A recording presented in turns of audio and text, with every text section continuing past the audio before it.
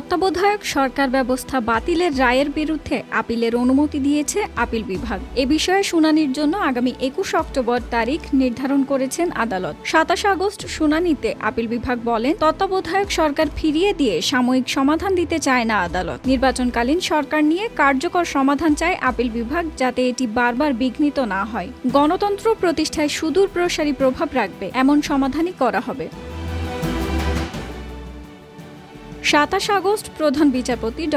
সৈয়দ রেফাত আহমেদের নেতৃত্বাধীন ৭ সদস্যের আপিল বেঞ্চ এ মন্তব্য করেন। আদালতে আবেদনের পক্ষে শুনানি করেন ব্যারিস্টার রুহুল কুদ্দুস কাজল ও অ্যাডভোকেট মোহাম্মদ শিশির মনির। রাষ্ট্রপক্ষে ছিলেন অ্যাটর্নি জেনারেল মোহাম্মদ আসাদুজ্জামান।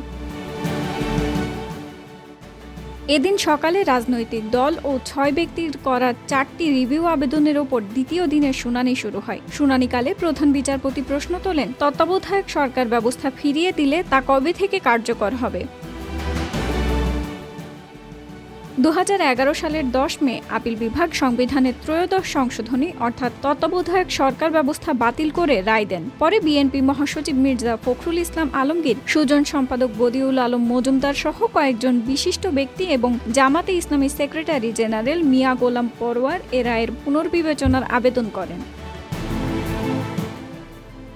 তত্ত্বাবধায়ক সরকার ব্যবস্থা ১৯৯৬ সালে সংবিধানে অন্তর্ভুক্ত হয় এবং সর্বশেষ ২০০৮ সালের নির্বাচনে এই ব্যবস্থার অধীনে ভোট অনুষ্ঠিত হয়। তবে ২০১১ সালে এটি বাতিল করা হয়।